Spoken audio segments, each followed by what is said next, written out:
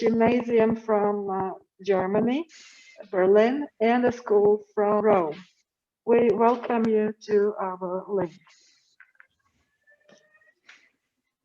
I hope you can hear me well. And may I ask you if we can record this? Yes, yes, indeed. Thank you. Thank you.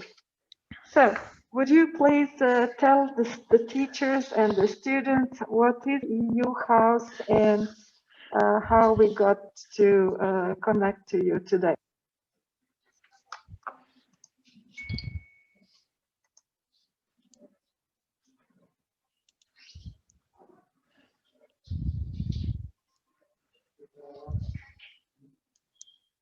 Can I repeat? Yes, it's recording. Could you please tell us what the EU House is?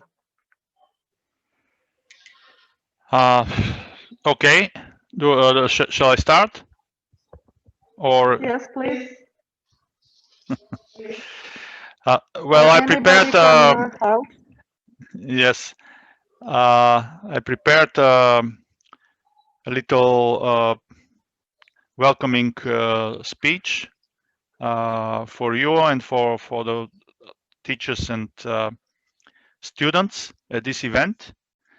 So perhaps I can just go through it very quickly, and then I'll tell a couple of words about the Europe House, if you don't mind. Just go ahead, thank you. Yeah, thank you. So good morning, bonjour, buongiorno, guten morgen, and dobar dan. Thank you very much for this great opportunity to join you today at your online meeting for the presentation of the results of your project across the borders. It's a great pleasure to see professors and students from Terrasson, Berlin, Rome, and Zagreb investing a lot of effort to continue with their project despite the difficult circumstances that have taken the entire globe by surprise. When you started with your project, you had the opportunity to meet in person, to travel, to explore new cities and regions, new cultures, to learn and have a lot of fun along the way. No one could have imagined the impact of this virus on our lives back then.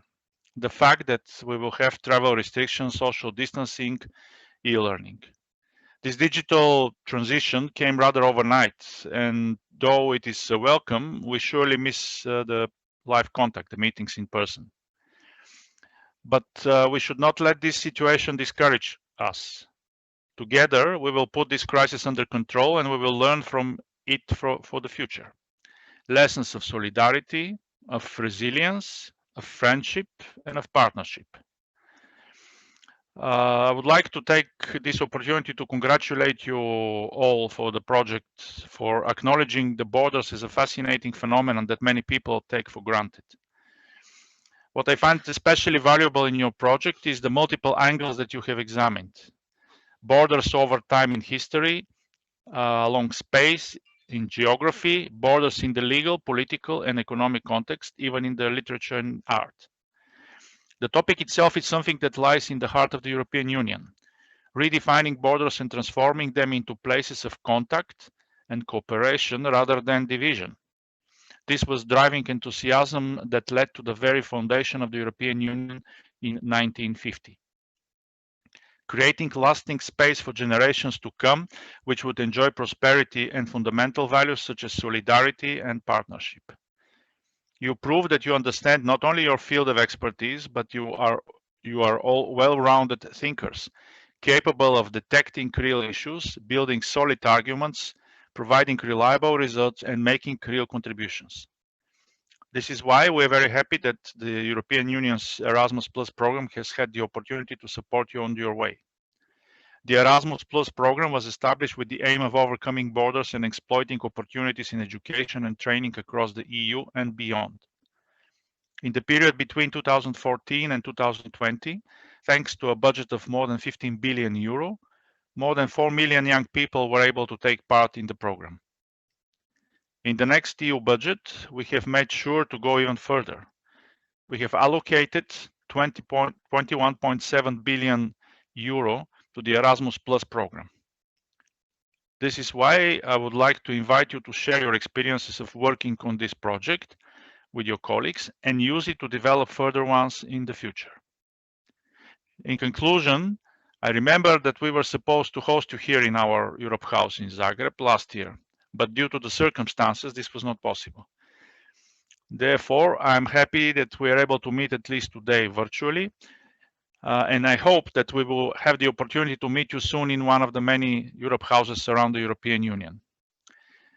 Once again, I take this opportunity to congratulate you and your teachers for the good work, and I look forward to hear from you again.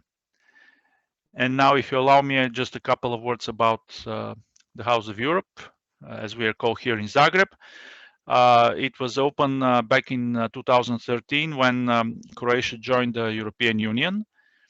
And the idea is basically that here in our place, you can get, it's like a focal point of all kind of information that young people, but also people from academia, from the business, politicians, scientists, NGOs could find information about the benefits for Croatia, and not only of being a member of the European Union.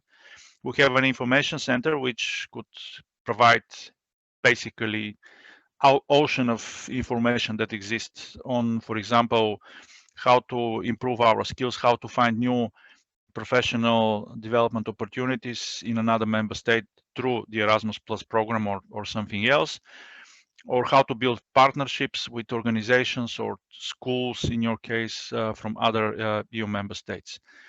We also work through our little network of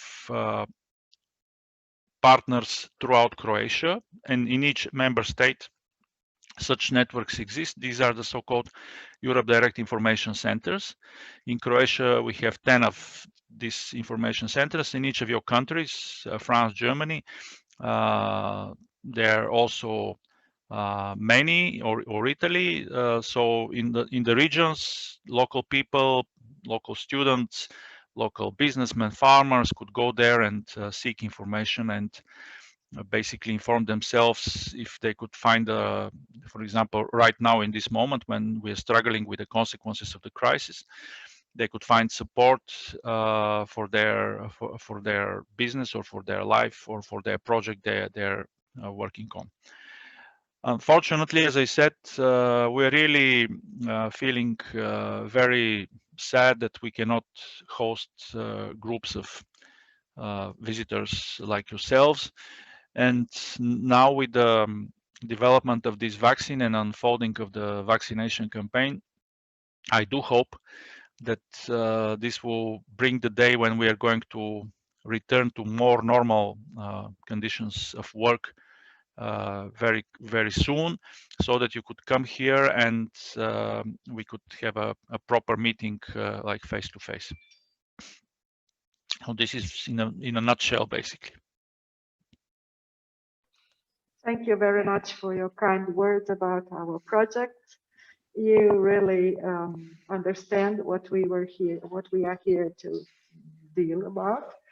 And we are grateful to the EU for granting such a huge amount of money to let us cooperate and to spread the European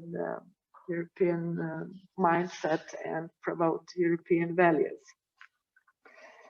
Thank you for willing to let us meet in your space last time. Sorry, we can't do it because of Corona measures. And you are right, nothing can replace human touch and human energy and contact.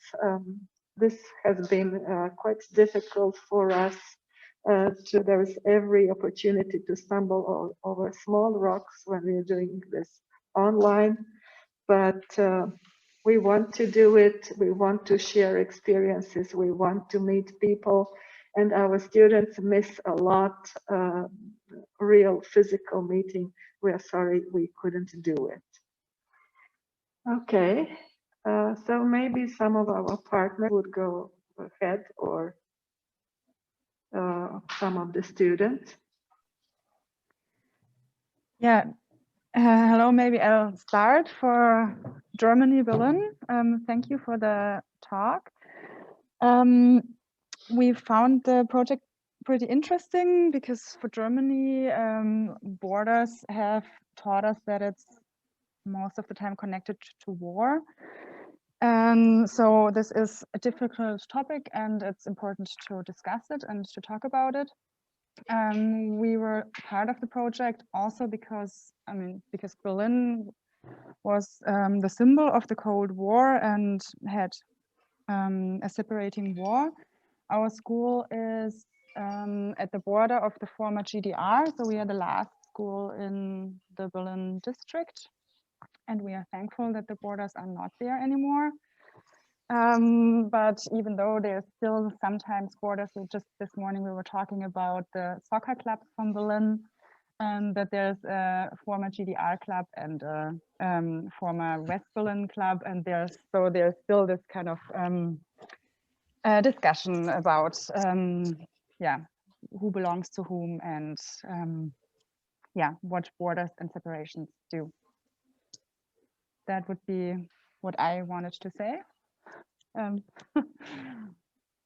If there's questions, I can answer. Good morning. Hi. Can I speak, Damira? Sure, go ahead, Vanda. Yeah. Today, our project. Could you somehow lower the camera? We just see your eyes.